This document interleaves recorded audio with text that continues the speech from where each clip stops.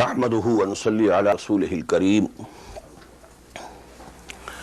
अम्मा बअद फ़अऊज़ु बिल्लाहि मिनश शैतानिर रजीम बिस्मिल्लाहिर रहमानिर रहीम अल्लाहुम्मा सल्लि अला मुहम्मदिन व अला आलि मुहम्मदिन कमा सल्लैता अला इब्राहीम व अला आलि इब्राहीम इन्नका हमीदुम मजीद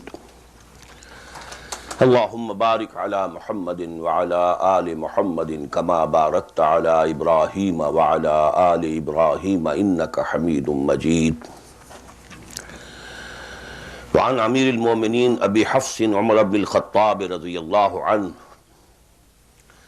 क़ाल समिअतु रसूलल्लाह सल्लल्लाहु अलैहि वसल्लम यक़ूल इन्नमल अमालु बिन्निय्यात व इन्नमा लिकुल्लि इम्रिइन मा नवा फमन कानत हिजरतुहु इलल्लाहि व रसूलिहि फहिजरतुहु इलल्लाहि व रसूलिहि वमन कानत हिजरतुहु लिदुनिया युसीबुहा व इम्रातिन यनकिहुहा फहिजरतुहु इला मा हाजरा इलैहि मुत्तफ़क़ुन अलैहि।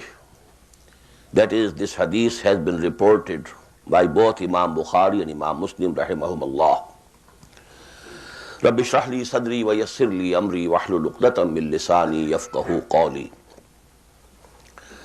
Allahumma rabbana alhimna rushdana wa a'izna min shururi anfusina. Allahumma arina al-haqqa haqqan warzuqna ittiba'ah wa arina al-batila batilan warzuqna ijtinabah.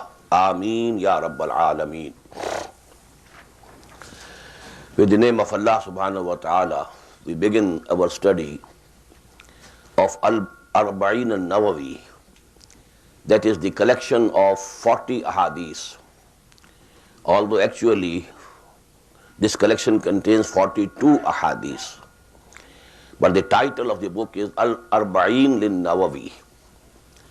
This collection was compiled by Imam al-Nawawi rahimahullah in the 13th century of the Christian era and 7th century Hijrah. And the background of this collection is that there is a hadith, although it is accepted to be za'if, weak as regards the riwayah, but so many Sahaba have communicated this hadith that it has been accepted universally, these ahadith. This hadith says, Man hafiza ala ummati arba'ina hadithan, whosoever remembers for my ummah, that is, remembers, memorizes, and then conveys to my ummah 40 of my ahadith, he will be counted by Allah subhanahu wa ta'ala amongst ulama and fuqaha. As regards the authenticity of this hadith, it is not very powerful, but as regards the acceptability of this hadith, that is nearly universal. So actually, this hadith became an incentive for many ulama to compile their own collections of 40 ahadith. And these are called al-Arbaeen. And there are so many al-Arbaeen. Many of them have compiled them. This is al-Arbaeen lin-Nawawi, Imam Sharfuddin al-Nawawi. And this has been universally accepted, and this has become most important and most famous, although there are so many other Arbaeen edited by other ulama. But this is universally accepted. Imam Nawawi died in the year 676. That is, he belongs to the 7th century of Hijrah and the 13th century of Christian era. He compiled this collection of ahadith, which contains 42 ahadith of the Prophet ﷺ. Most of the other people, the first one who compiled the 40 ahadith was Abdullah ibn Mubarak rahimahullah. He is from Tabi'een, that is the third generation after the Prophet sallallahu alaihi wasallam. The first generation, that is Sahaba, who saw and who were companions of Muhammad sallallahu alaihi wasallam. Then the second generation, Tabi'een, who didn't see and meet the Prophet sallallahu alaihi wasallam, but they had the fortune, they were fortunate enough to have the company of the companions of Muhammad sallallahu alaihi wasallam. They are called Tabi'een. And then Tab'a Tabi'een, people who could be fortunate enough to have the company of the Tabi'een. So Abdullah ibn Mubarak, rahimahullah, he belongs to this third generation. And about these three generations, the Prophet has said that these generations are most fortunate. They are the best of the ummah. As-Sahaba, awwalan, first of all, Sahaba, then Tabi'een, and then the Tab'i Tabi'een. So Abdullah ibn Mubarak, rahimahullah, he belongs to that third generation of Tab'i Tabi'een, and he compiled the first collection of 40 ahadith. So this, and then so many ulama, they have compiled their own collections. But everyone has his own angle of view, point of view for collection and choosing. Somebody has collected ahadith regarding Iman only. Somebody has collected ahadith regarding the best and virtuous acts in the eyes of Allah subhanahu wa ta'ala. Someone has compiled 40 ahadith regarding most important issues of fiqh that should be known to every Muslim. But this compilation, this collection of 40 or 42 ahadith by Imam Nawawi rahimahullah, he died in the year 676, as I told you. So he chose the ahadith from different branches of knowledge which are most fundamental. Fundamental regarding the basic principles of Islam. Fundamentals regarding Iman, what are the articles of faith. Then the fundamentals regarding the inner sophistication, inner purification of the soul, which is usually termed as tasawwuf. This is a new term. It was not there in the days of the Prophet, nor in the days of Sahaba, nor in the Tabi'een and Tabi' Tabi'een. Later on, this term was introduced in our realm. But I am using that term to make it easy for you to understand that some ahadith here are, which basically are concerned with the inner purification of the heart or the soul. So he has taken some ahadith from this aspect, some ahadith from that aspect, some ahadith from that aspect. And that is why it is the most accepted collection of 40 ahadith. Arbaeen-e-Nawawi, Imam Sharfuddin al-Nawawi, rahimahullah. Now this hadith, this first hadith, which is included in this collection, and that is the most important hadith regarding the fact that most of the muhaddithin, whether he is Imam Bukhari or Imam Muslim or someone else, they started their collections of ahadith with this hadith. So to say, this is like Suratul Fatiha, because most of the people who have compiled collections of ahadith of the Prophet ﷺ, they begin with this one, because it discusses the intention, purity of intention, which is the first condition of the acceptability of any good deed, any virtuous deed by Allah subhanahu wa ta'ala. He is not going to accept any deed, howsoever virtuous it appears, howsoever grand it appears, but if there is not sincerity behind it, if there is some pollution in the intentions, then that act of piety is not acceptable to Allah subhanahu wa ta'ala. So this al-ikhlas fi niyyah. So every muhaddis, some water. Every muhaddis, nearly every muhaddis who has compiled his collections of ahadith, whether Sahih or Musnad or someone else, they bring this hadith as number one. In the same way, Although the most profound hadith of the Prophet ﷺ is hadith number 2, most profound. But the practice of the muhaddithin has been that they begin their collection with this hadith. It discusses the purity of intention.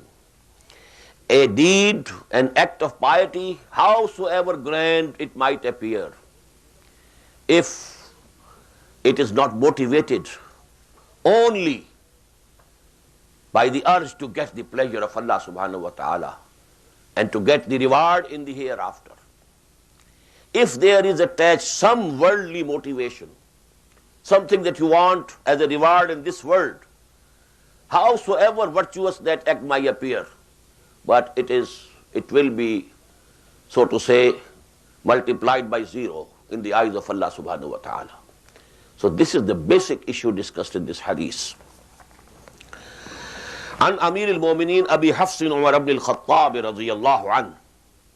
The narrator of this hadith is Hazrat Umar radiyallahu ta'ala an. Abi Hafs is his kunniyah. Khattab was the father. An Amir al-Mu'mineen, and this is the word we use for Khulafai Rashidin. He is the second pious caliph of the Prophet sallallahu alaihi wasallam. An Amir al-Mu'mineen Abi Hafs Umar ibn al-Khattab radiyallahu anhu قال سمعت رسول الله صلى الله عليه وسلم يقول. He says, or he said, that I myself heard the Apostle of Allah saying. Now the ahadith, they can begin with the only word of an. It has been reported from him, not saying that the person from whom it is being reported has heard it directly from the Prophet ﷺ.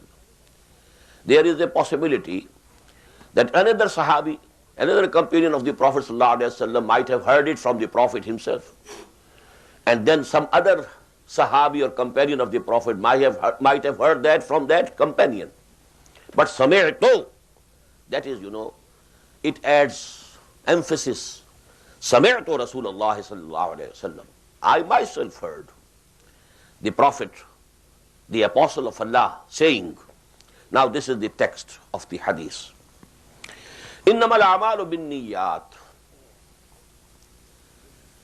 The virtuous acts will be judged according to the intentions behind them. Although this word amal, usually it is used for virtuous acts also and for bad deeds also. But mostly this word is used for virtuous acts, acts of piety. This is the basic difference between fi'l and amal.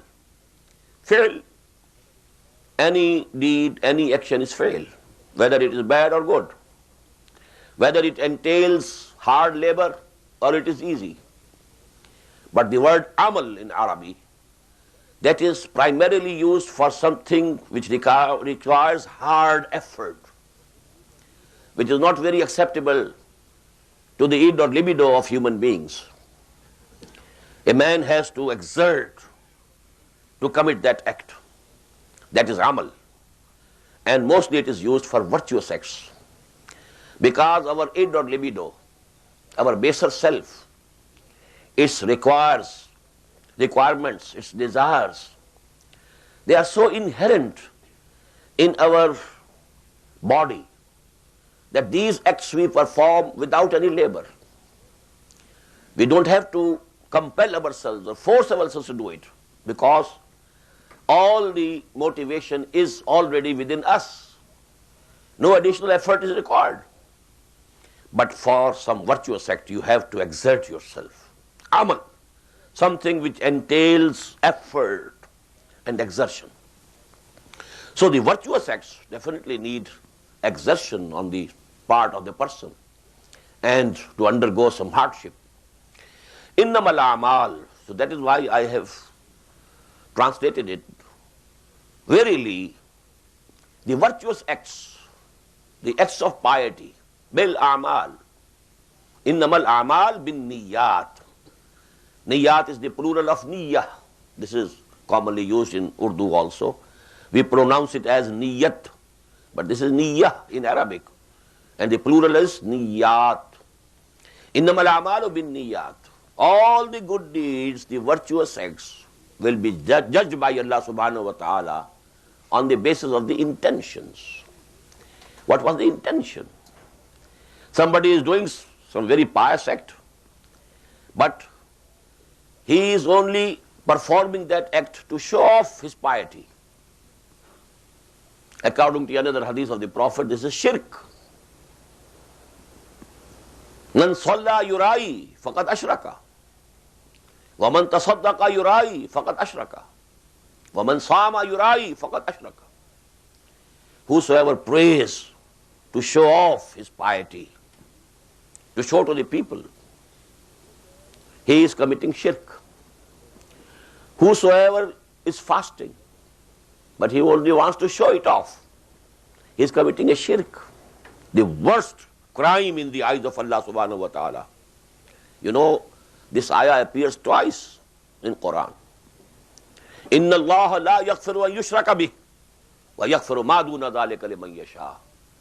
Allah is not going to forgive that shirk may be committed with him. Something or someone is associated with him, is accepted to be equal to him. This is not going to be forgiven by Allah subhanahu wa ta'ala.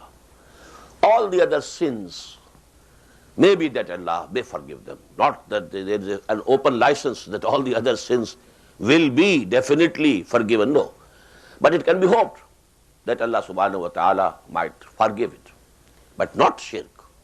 And here the Prophet sallallahu alaihi wasallam, for riya, to show off your piety, he has termed it shirk. Faqad ashraka. And qad ashraka in Arabic means definitely, there's no doubt about it. It has happened. It's the present perfect tense. He has committed this. I have done this. The present perfect tense in English. Qad ashraka. He has already committed shirk. So, man salla yurai faqad ashraka, wa man sama yurai faqad ashraka, wa man tasaddaqa yurai faqad ashraka. Whosoever prays is praying to Allah subhanahu wa ta'ala, but to show off to the people, he has committed shirk.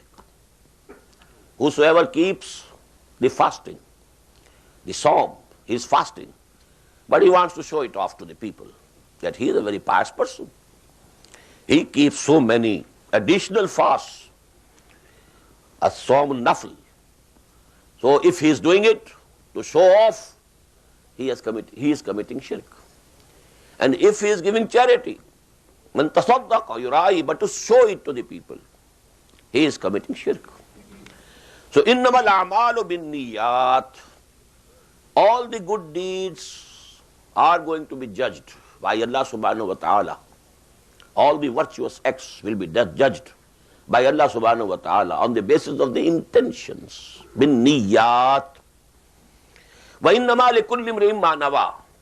Now this sentence is only for adding emphasis to it. Innamal a'malu bin niyyat, it's complete. But then, wa innama likulli imri'in ma nawa. Every person will get only what he had intended. The act might be very virtuous, but he intended only to please people, to get some worldly reward, to get some praise from the people, that he is a very virtuous person. He is a very virtuous person. He commits good deeds, nawafil, and so on. But he will not get anything out of it except what he had intended. That is, if he intended that he should be known as a pious person, he will be known in this world as a pious person. People will take him to be a pious person. But you know, in the hereafter, there will be nothing for him. There is another hadith and that is, very alarming, very alarming, very alarming. That on the day of the judgment, first of all, 3 persons will be judged. Number 1, who had fought in the world in his life for the cause of Allah, and people were thinking that he is shaheed. The other one, who had lot of wealth, and he was distributed in alms and charity, he was giving it to the people. And the third one, You know, I forget the third one. Dr. Sami might be remembering. Was someone who is very knowledgeable.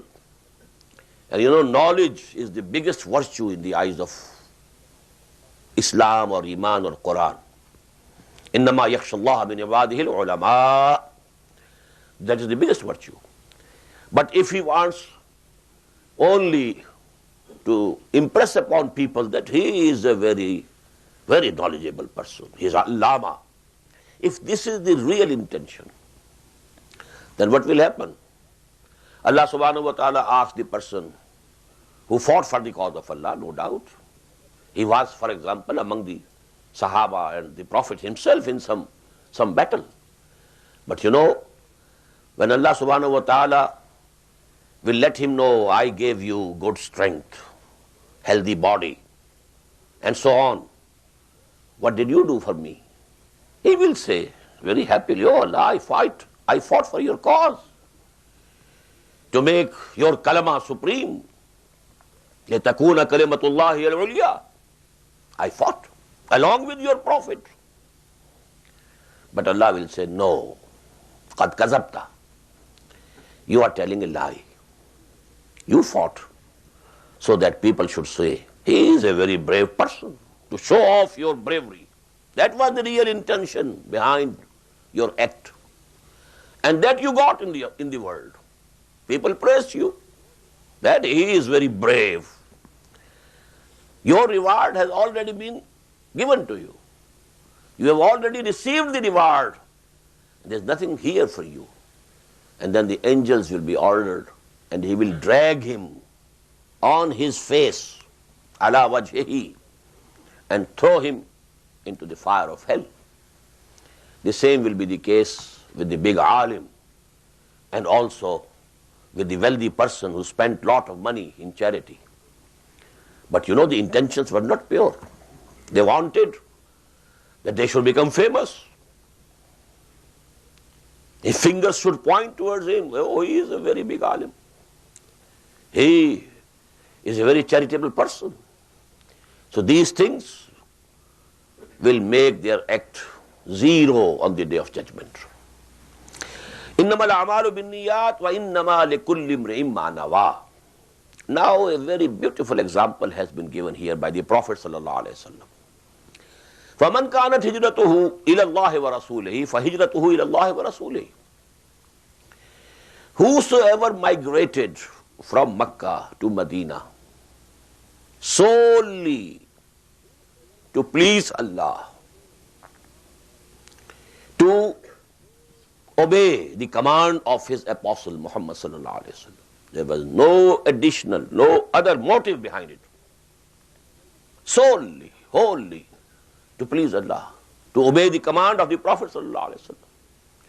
So his hijrah, his migration, will be counted in this account, in the same account. فَهِجْرَتُهُ إِلَى اللَّهِ وَرَسُولِهِ. It will be accepted by Allah subhanahu wa ta'ala as the true hijrah, which he has performed for Allah and his messenger, Muhammad sallallahu alaihi wasallam. وَمَنْ كَانَتْ هِجْرَتُهُ لِلدُّنْيَا يُصِيبُهَا. But whosoever has migrated to get some worldly reward. Now the best example could be that supposing there was a mu'min, a Muslim, shopkeeper in Mecca, and you know, most of his customers, because it was a 13 years long history, definitely the kuffar and mushrikeen might have stopped buying from him, and the only customers left for him were the Muslims. They came to buy or purchase something from him. And now when he saw that most of the Muslims have migrated, now he also is migrating. Now this migration is not pure in intentions. He is migrating for something which is worldly, this worldly. وَمَنْ كَانَتْ هِجْرَتُهُ لِلدُّنْيَا يُصِيبُهَا. Some worldly reward, if that is what is intended really in the hearts of his heart, he is making this migration and hijrah only because all his customers have gone, and now for his bread and butter he is compelled to migrate. وَمَنْ كَانَتْ هِجْرَتُهُ لِلدُّنْيَا يُصِيبُهَا أَوْ امْرَأَةٍ يَنْكِحُهَا. Or if he is migrating solely because a woman, a Muslim, Mu'min woman, whom he wanted to marry has migrated. Now there is no choice left for him except to migrate. If he wants to marry her, he has also to leave Makkah and go to Medina. And it is said that there was a person who was known among the people as Muhajiro Qais. Qais was a woman. She migrated, and somebody who loved her, wanted to marry her, he also migrated. So, أَوْ إِمْرَأَةٍ يَنْكِحُهَا فَهِجْرَتُهُ إِلَى مَا هَاجَرَ إِلَيْهِ. So now the hijrah, the migration, and this hijrah is one of the 3 acts which have been enumerated by Muhammad sallallahu alaihi wasallam, that they can become kaffara for all the sins which a person might have committed before that act. These are 3. Number 1, if a person becomes Muslim, he was a kafir, no sooner than he crosses the line, he becomes a mu'min. Now all the bad deeds, all the crimes, all the sins which he committed before becoming a mu'min and Muslim, they are pardoned. In the same way, the second one is hijrah. A person is leaving his place of birth, the place of his ancestors, where his ancestors are buried, and he definitely loves that place. He has friends, he has relations, relatives are there. And when the Prophet said, now migrate to Medina, the first migration that was made towards Habasha, Ethiopia of today, that was voluntary. Whosoever wants to go, whosoever cannot stand the persecution that is going on in Makkah, if he wants, he can migrate. That was optional. That was not compulsory. But this second migration to Medina was compulsory, even to the extent that it was declared, whosoever doesn't migrate, O Muslims, you have no relation with him now. مَا لَكُم مِّن وَلَايَتِهِم مِّن شَيْءٍ حَتَّى يُهَاجِرُوا. Unless they migrate. Because this migration was actually to start the initiative, the offensive against the kuffar. And to begin with that offensive or initiative against kuffar of Makkah, it was absolutely necessary. All the force which is available must gather at one place. If the force is scattered, some Muslims are here, some are there, some are in that tribe, some are in that tribe, and so on, this scattered force couldn't take that head-on collision with the Quraysh of Makkah. There should be that all the strength which is available, all the people who have accepted Iman up till this date, they must come to one place. So that place becomes the base for the offensive that is to be now undertaken against Kufr. And the Aimmat al-Kufr, they were Quraysh. فَقَاتِلُوا أَيِمَّةَ الْكُفْرِ. And to go to war against this Aimmatul Kufr, all the available human force should gather first at one base. So it was compulsory. مَنْ كَانَتْ هِجْرَتُهُ إِلَى اللَّهِ وَرَسُولِهِ فَهِجْرَتُهُ إِلَى اللَّهِ وَرَسُولِهِ وَمَنْ كَانَتْ هِجْرَتُهُ لِلدُّنْيَا يُصِيبُهَا أَوْ امْرَأَةٍ يَنْكِحُهَا فَهِجْرَتُهُ إِلَى مَا هَاجَرَ إِلَيْهِ. Allah has nothing to do with it. That is, he will get no reward on this, which is one of the 3 highest acts in the eyes of Allah subhanahu wa ta'ala. I was telling you, first is coming over to Islam from kufr. The second is hijrah. And the third is al-hajjul mabrur. But mabrur is the condition. That hajj which is free from all pollution. The intensity The intention should be pure. The money with which you are performing that Hajj should have been earned from halal, not haram. And then all the basic conditions that are prescribed there, they should be done in the best of the way. Al-Hajjul Mabrur. So these are the three acts of piety, you may call them, three virtuous acts, which cancel all the previous bad deeds or sins, and the man becomes as if he is born now, today.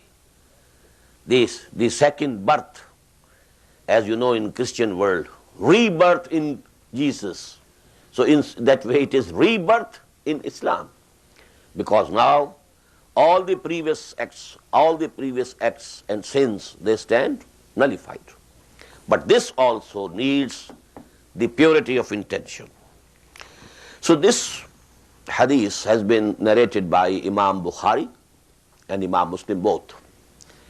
And a hadith about whose authenticity these two biggest muhaddiseen, they agree. It becomes the highest level of the authenticity of hadith. It comes very near to Quran, very near. Quran is also a hadith. فَبِأَيِّ حَدِيثٍ بَعْدُهُ. You read it in Quran. Actually, Quran is hadith. Hadithullah is Quran. And what we call hadith is Hadithul Rasul sallallahu alaihi wasallam. So, the chain of narration, only one link is more. That Quran has been narrated, conveyed to Muhammad sallallahu alaihi wasallam by the Archangel Jibreel. And then it has been, communicated from Muhammad sallallahu alaihi wasallam to the Sahaba rizwanullahi ta'ala alayhi ajma'in, and from the Sahaba to the Tabi'in, and from the Tabi'in to the Tabi'in, so on, generation after generation. So this hadith of Rasul sallallahu alaihi wasallam, about whose authenticity both Imam Muslim and Imam Bukhari agree, this is the highest level of the authenticity of any hadith, which comes very near to the Quran. Now you have only this first hadith, the text of this hadith is with you.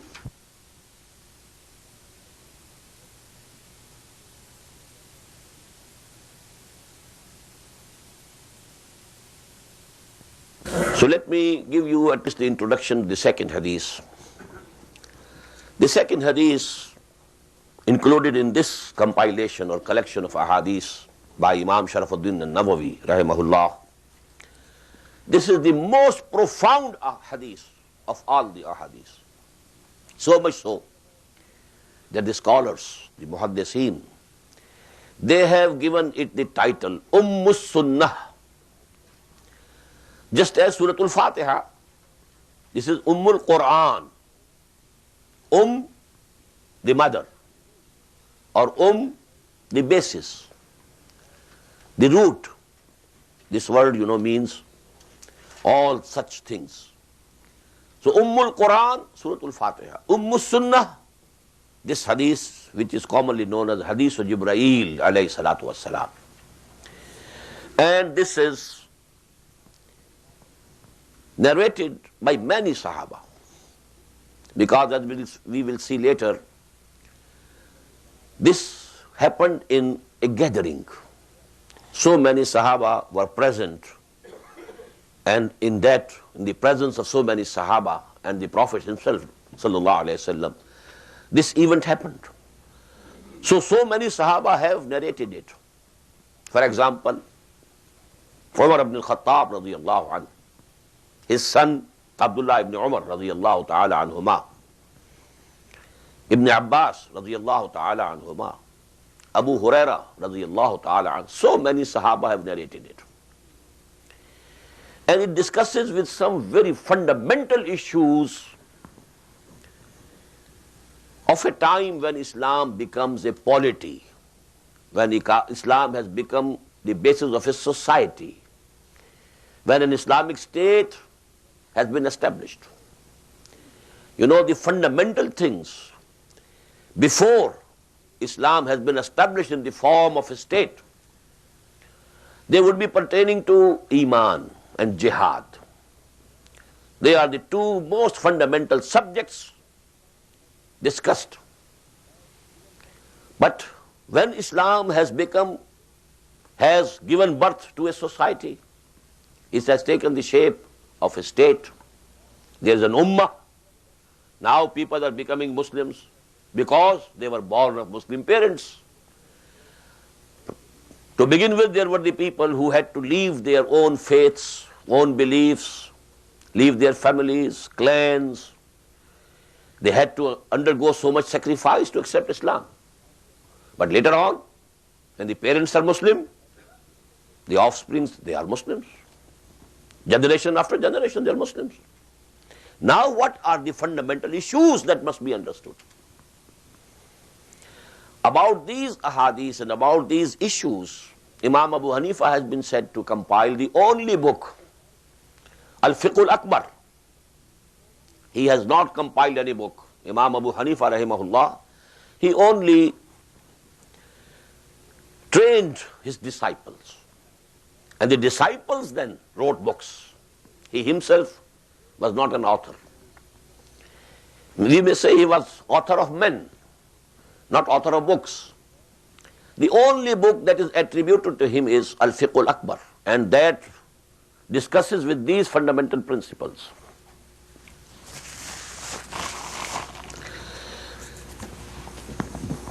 What is Iman? What is Islam? What is Ihsan? The three basic, most fundamental questions, they were put to the Prophet ﷺ and he answered them. Because Islam is the basis of the membership of Muslim society. Whosoever is a Muslim, we accept him as a Muslim in our society. This is the basis of citizenship, full citizenship in an Islamic state. Whosoever is a Muslim, he will be accepted as a full citizen of the Islamic state. Today we only reserve this place for the heads of the states. In most of the Muslim countries, you will find in the constitutions that only a Muslim can be the head of the state, the president or the prime minister. But actually in an Islamic state, the legislature cannot have any non-Muslim person in it, because the basis and the source of legislation is Quran and Sunnah. So only those who believe in Quran and Sunnah, they can be accepted in the legislature. They are entitled to make ijtihad, not those people who don't believe in Allah or don't believe in Quran and don't believe in Prophet Muhammad sallallahu alaihi wasallam and Sunnah. So these are very fundamental questions, very fundamental. For us today, they are only theoretical importance, nothing more. Because we are living in alien societies comprising of non-Muslim majority. And even in the countries where we Muslims are in majority, we have the same secular systems. The only thing that you have put in the constitution of most of the Muslim countries is that the head of the state will be a Muslim. Now it becomes a very big fundamental legal question. Who is a Muslim? And who is not a Muslim? So what is Iman? What is Islam? And what is the height of the purity or an intensity of Iman? So these fundamental questions are solved by Muhammad himself sallallahu alaihi wasallam in this hadith, Sunnah, Hadith of Jibreel. And this was an incident that happened, and it was very, so to say, unusual incident. But because so many Sahaba were present in the mosque, along with Muhammad sallallahu alaihi wasallam, so many people saw this event happening. So everyone, he narrated that event. But please note here a very fundamental point.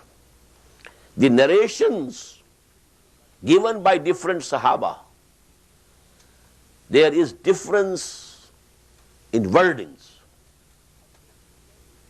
not in the essence. Not only in wordings, even the sequence of questions is different. For example, the hadith, the narration of this hadith, which Imam Bukhari has accepted, is from Hazrat Abu Hurairah radiyallahu ta'ala an. And in that the sequence of questions was, First of all, what is Iman?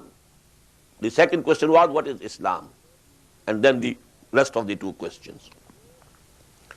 And you know the level of the hadith which is accepted by both Imam Bukhari and Imam Muslim. This is again accepted by Imam Muslim only, also. So that is higher.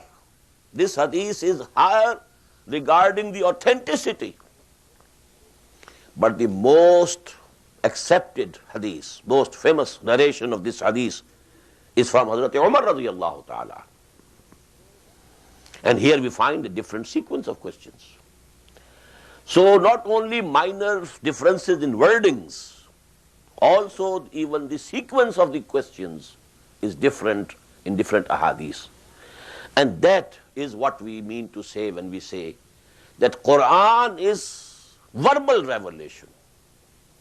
Even the words are from Allah subhanahu wa ta'ala. And that is why we use the word revelation, not inspiration. Verbal revelation. Hadith of the Prophet sallallahu alaihi wasallam, because although 5 of you who are listening to me, all of you are present here, you are listening it right from your horse's mouth, you may say.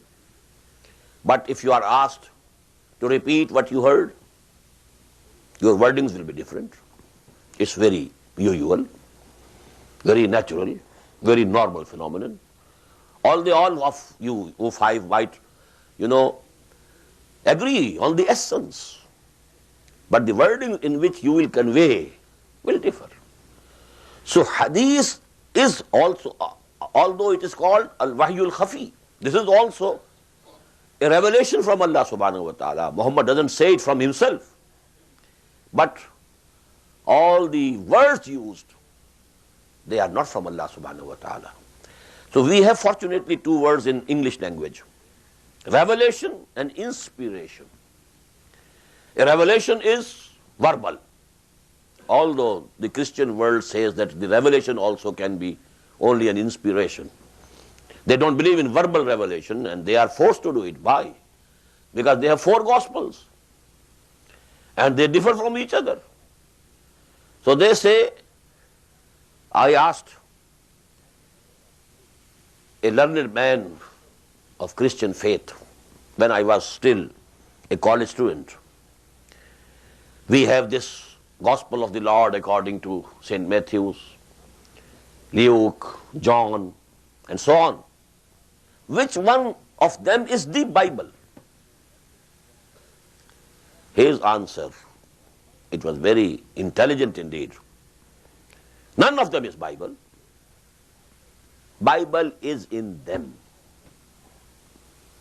Bible is in them, but none of them is Bible.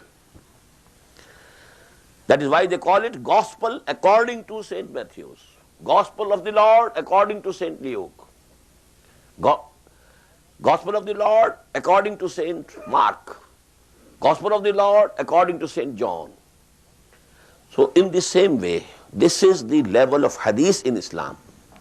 Quran is verbal revelation. And there's a very important incident that took place in the life of Allama Iqbal. Once he was there in a gathering where the principal of former Christian college, FC College, Lahore, Dr. Ewing, was also present. And he remarked, Allama Iqbal, I have heard that you also believe in verbal revelation.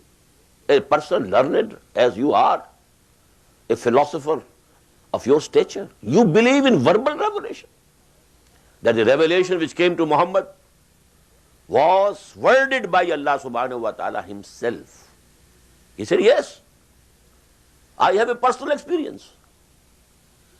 The poetry that comes to me is already worded. Even if I like to change the word, I can't change the word. So this humble thing, this is also, already worded before coming to my mind. So I have this personal experience. I believe in the verbal revelation of Quran. But because they don't have any record, authentic record of Bible, the gospel of the Lord. So they say no, verbal revelation is not possible. But this thing is definitely the case with hadith. Words might have changed. Sequence can be changed. But the essence of the hadith is protected by Allah subhanahu wa ta'ala. So we should understand that this is the primary difference between Quran and hadith. In Quran, every word is from Allah subhanahu wa ta'ala. It is kalamullah. So it is the revelation. But hadith is not preserved as Quran has been preserved. But you know, wordings of hadith are not sure. There can be difference. So this is very clear when we read the texts of this hadith, Sunnah, Hadith of Jibreel, as narrated by Umar, as narrated by Abdullah ibn Umar, as narrated by Abu Huraira, as narrated by someone else, Ibn Abbas. There are differences in words, but the essence is the same. No difference whatsoever. Even the sequence of questions is also different. The first question in this hadith we should see, it is about Islam. And the second question about Iman. And in the hadith narrated by Abu Huraira radiyallahu anhu and accepted by Imam Bukhari, in the sequence in that is first question about Iman and the second about Islam. Now how this incident or event happened. The Sahaba Kiram, Rizwanullah Ta'ala alayhim ajma'in, were with the Prophet Sallallahu Alaihi Wasallam in the mosque. And I think it must be the Salatul Fajr. Because after Fajr, it was the usual practice of the Prophet Sallallahu Alaihi Wasallam to sit there in the mosque for some time. And people used to ask questions. And even Muhammad Sallallahu Alaihi Wasallam used to ask something from the people. Kaifa asbahta? So, how have you got this morning of today, for example? Secondly, has any one of you seen any dream? And the Sahaba used to narrate to him the dreams that they have seen, so on. So to say, there used to be a small gathering, a meeting of the teacher and the disciples for some time. So when they were sitting like this, suddenly a man appeared, as we say it in English, bolt from the blue. And the wordings used here by Umar, this hadith which has been chosen by Imam Nawawi, it is not muttafaqun alayh. It has been accepted only by Imam Muslim. And this is from Hazrat Umar radiyallahu ta'ala. Why this choice? Why not the one that is more authentic, accepted by both Imam Bukhari and Imam Muslim? Why Imam Nawawi is accepting definitely a lower hadith regarding the authenticity? There must be some reason. And the reason is, this is also a fundamental point that we must understand. That there was, as we know, there was classification among the Sahaba.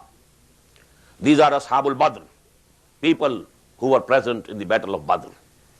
These are Ashabul Bayat-e-Rizwan. They are the people who were there, who pledged themselves at the hand of Muhammad Sallallahu Alaihi Wasallam at the event of the Treaty of Hudaybiyah and so on. There was gradation. These 10 are Al-Asharatul Mubashshara.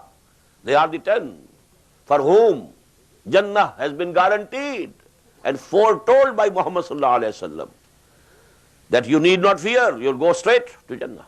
Al-Asharatul Mubashshara. In the same way, there was a division, not so definite division as among these people, this gradation, but a commonly known division among the Sahaba. Some were called Al-Fuqaha, Fuqaha-ul-Sahaba, people who have deeper understanding. And Al-Fuqara, people who are more at a higher level of piety. Fuqara-ul-Sahaba and Fuqaha-ul-Sahaba. Among the Fuqaha, Hazrat Umar, Hazrat Ali, Hazrat Aisha, and so on, Rizwanullah Ta'ala alayhim ajma'in. Among the Fuqara, Abu Darda, Abu Zar, Abu Huraira, and so on. They were al-fuqara min as-sahaba. Al-fuqaha min as-sahaba, Umar, Ali, Aisha radiyallahu ta'ala anhu. So this hadith, although it is at a lower level regarding the authenticity, but it is at a higher level regarding the narrator. Who is narrating it? He is from among the fuqaha sahaba. And Abu Huraira is from fuqara sahaba. And fuqaha, the understanding, the depth of their understanding has been accepted by the whole ummah to be more than those people who had their primary concern about piety. As we know, Hazrat Abu Zar radiyallahu anhu, one of the most pious companions of the Prophet sallallahu alaihi wasallam, so much so that the Prophet has said, Man kana yasurruhu an yanzura ila zuhd Isa falyanzur ila sahibi Abi Zar. Whosoever wants to see the piety of Jesus alayhi salatu wassalam, he wants to see with his own eyes how pious was Isa ibn Maryam alayhi salam. He should come and see this companion of mine, Abu Zar. He was so pious, so virtuous a person. But when he said, "Oh, Ya Rasulullah, O Prophet of Allah, O Apostle of Allah, make me also some governor at some place. You are sending people. You have sent Mu'adh ibn Jabal to Yemen as Amil, as governor." The reply was, Ya Aba Zar, anta za'ifun. You are a weak person. You know, because we shall discuss these things later also. But the reason why Imam Nawawi has selected the narration of this hadith from Umar radiyallahu ta'ala anhu instead of the narration given by Abu Huraira radiyallahu ta'ala anhu is that Umar is from among the fuqaha of Sahaba rizwanullahi ta'ala alayhim ajma'in. بينما نحن جلوس عند رسول الله صلى الله عليه وسلم, Hazrat Umar radiyallahu ta'ala anhu says, it happened once when we were sitting with the Apostle of Allah sallallahu alayhi wa sallam, zata yawmin, one day, istala alayna, when suddenly appeared to us, tala, we use this word for the sun, talat is shams, it comes up. So in the same way, a person appeared to us. And now, how much, they were wondering who he is, who has appeared suddenly. Rajulun shadidu bayadis siyab, shadidu sawadis shar. His clothes were extremely white, no dirt, no dot of any, thing on his dress, absolutely white. And his hair was absolutely black, jet black. La yura alayhi asarus safar. No effects of journeying were visible on him. If somebody has made a journey and he has come straight to Medina and he has straight come to the mosque, there must have been some dust or dirt on his dress, some dust on his hair. No. His clothes were absolutely white, his hair was absolutely black. La yura alayhi safar. No effects of any journeying were on him visible. Wala yarifuhu minna ahad. And at the same time, none of us could recognize him, who he is. How could Umar say, radiyallahu ta'ala anhu, that none of us could recognize him? He must have seen the sign of wonder on the faces of all. If there was anybody in that congregation who recognized him, he would have come forward and greet him. None stood up to greet him. Nobody knew him. So this is a very strange phenomenon that happened. Hatta jalasa ila Nabi sallallahu alayhi wa sallam. Now this person, proceeded further and further and further, making his way among the people who were sitting around over there. And he reached directly, he sat before Muhammad sallallahu alayhi wa sallam. And how much near to him? Just read the words. Hatta jalasa ila nabi sallallahu alayhi wasallam fasnada rukbatayhi ila rukbatayhi. He joined his knees with the knees of the Prophet sallallahu alayhi wasallam. So close to him. All things, they feel surprised. What he is doing? Who is he? How courageous he is. How daring he is. He has gone so close to the Prophet sallallahu alayhi wasallam. وَوَضَعَ كَفَّيْهِ عَلَى فَخِذَيْهِ. And he put his hands, the palms of his hands, on the thighs of the Prophet sallallahu alayhi wasallam. Literally this can mean he put his hands on his own thighs, because this pronoun which is here, literally, according to the basic rules of grammar, it can point to both. He put his hands on his own thighs, or he put his hands on the thighs of the Prophet sallallahu alaihi wasallam. But in other narration of this hadith, as I have told you, there are so many narrations, we find clearly defined that he put his own hands on the thighs of the Prophet sallallahu alaihi wasallam. Now this is the background of this hadith and this incident which we have read today. Tomorrow, inshallah, we shall read the text of this hadith. Subhanakallahumma wa bihamdika nashhadu an la ilaha illa anta nastaghfiruka wa natubu ilayk.